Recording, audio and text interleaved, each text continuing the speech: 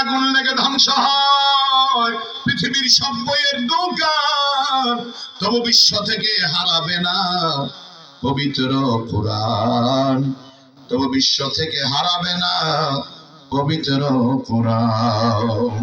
কারণ এই কোরআনের প্রতিটা অক্ষর পাহারাদারি করার জন্য আল্লাহ তাআলা ফেরেশতা নিয়োজিত করে রেখেছেন। এই জন্য কোরআন দুনিয়ায় যতকাল থাকবে, দুনিয়া যতদিন থাকবে ততদিন কোরআনও থাকবে। যেদিন আল্লাহ পৃথিবী ধ্বংস করে দিবেন, কোরআনে কারীমকে আল্লাহর বাড়ি আল্লাহ লৌহে মাহফুজে উঠায় নেবেন। সুবহানাল্লাহ। এই জন্য আল্লাহর কোরআনকে পড়ার দরকার আছে না নাই? যে ঘরে আল্লাহর কোরআনের তেলাওয়াত হয়, ওই ঘরের মধ্যে আল্লাহ তাআলা রহমত নাযিল করেন, বরকত নাযিল করে দেয়। যে ঘরের পুরুষরা কোরআন পড়ে সে ঘরে আল্লাহ রহমত নাযিল করে দেয়। যে ঘরের মহিলারা কোরআন পড়ে সে ঘরে আল্লাহ তাআলা রহমত নাযিল করে দেয়। ওই কোরআনকে আল্লাহ তাআলা এত সম্মান দেন, এত মর্যাদা দিলেন। আল্লাহ বলে, বান্দা, দুনিয়ার কোন বই যদি তুমি পড়ো তোমার আমলনামায় সওয়াব লেখা হবে না, কিন্তু কোরআন যদি পাঠ করো প্রতিটা শব্দের বিনিময়ে 10টা করে নেকি আল্লাহ আমলনামায় লিখে দিবেন। শুধু আপনার আমলনামায় নয়, আমার আমলনামায় নয়।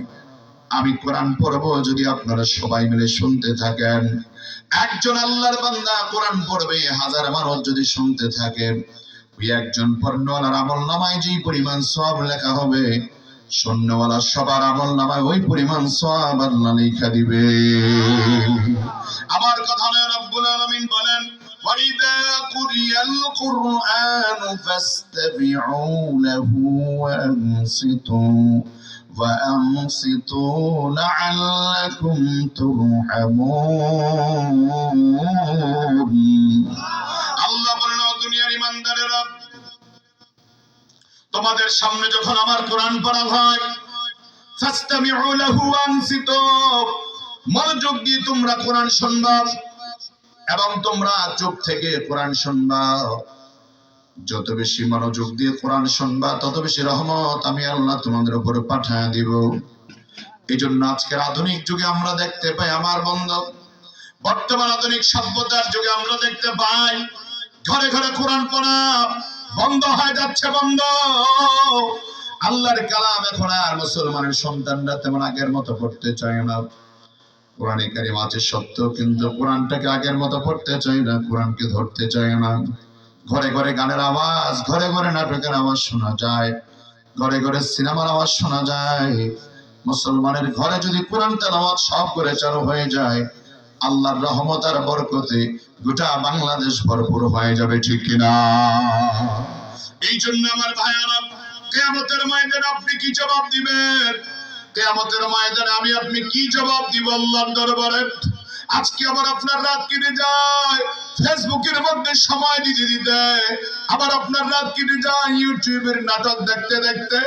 যদি আল্লাহ কিয়ামতের ময়দানে আমাকে আপনাকে জিজ্ঞাসা করে, হে আমার বান্দা, তোমাকে আমি আল্লাহ হায়াত দিলাম, তোমাকে আমি আল্লাহ রিজিক দিলাম, তোমাকে আমি আল্লাহ সুস্থ মন মস্তিষ্ক দিলাম, তোমাকে আমি আল্লাহ তাআলা আমাকে বোঝার মতো জ্ঞান দিলাম, বোঝার মতো মেধা দিলাম আমি আল্লাহ। তুমি তো রাত্রে বেলা কাটায় দিলা ফেসবুকে, রাতের বেলা কাটায় দিলে ইউটিউবে সময় দেখতে দেখতে। আমার কোরআনটা সারা জীবনে একবার ধরলা না, কোরআনটাকে একবার পড়লা না। যদি মহান আসমানের মালিক আল্লাহ কিয়ামতে জিজ্ঞেস করি, আল্লাহর আদালতে দাঁড়ায় জবাব দিতে পারবো না, জবাব দিতে পারবো না। এই জন্য আমার ভাইয়েরা, যারা কোরআন পড়তে পারেন না, অন্তত কোরআনটাকে বুকের সাথে লাগাবেন, কোরআনকে চুমু খাবেন, কোরআনের প্রতি একটা ভালোবাসা দেখাবেন, কোরআনের প্রতি একটা দরদ আর মায়া দেখাবেন। যদি কোরআনের প্রতি একটা দরদ আর মায়া মহব্বত আপনি দেখাতে পারেন, এটাকে উসিলা করে আমার আল্লাহ আপনাকে মাফ করে দিতে পারেন, ঠিক কিনা? এই জন্য আমার ভাইরা, পুরা কোরআন যদি আপনি না পারেন, কোরআনে কারীমে আল্লাহ তাআলা এমন কিছু অপশন আপনার আমার জন্য রেখেছেন। বান্দা, তুমি যদি পুরা কোরআন পড়তে না পারো, আমি আল্লাহ সুযোগ দিলাম, কোরআনে কারীমের একটা সূরা দিলাম, সূরার নাম হলো সূরা ইয়াসিন। সূরা ইয়াসিন যদি আপনি তেলাওয়াত করেন আমার বন্ধু, আপনার আমলনামায় 10 খতম কোরআনের সওয়াব আল্লাহ লিখে দিবে। যদি আপনি ফজরের নামাজের পরে সূরা ইয়াসিন তেলাওয়াত করে ঘর থেকে বের হয়ে যান, সারা দিনের আপনার যত কাজ আছে সব কাজ আমার আল্লাহ সম্পূর্ণ করে দিবেন। শুধু তাই নয়, আপনার মনে ইচ্ছা নিয়ে, মনের আবেগ নিয়ে, মনের ভালোবাসা নিয়ে, মনের সংকল্প নিয়ে, পরিকল্পনা নিয়ে কোনো কাজ করার জন্য যদি আপনি বের হন, রহমতের নবী বলেছেন ফজরের নামাজের পরে যারা সূরা ইয়াসিন তেলাওয়াত করে বের হবে, তাদের মনের কল্পনা মাফিক, পরিকল্পনা মাফিক আল্লাহ তাআলা প্রতিটা কাজকে আসান করে দিবেন। সুবহানাল্লাহ। এই জন্য আমার ভাইয়েরা, শুধু তাই নয়,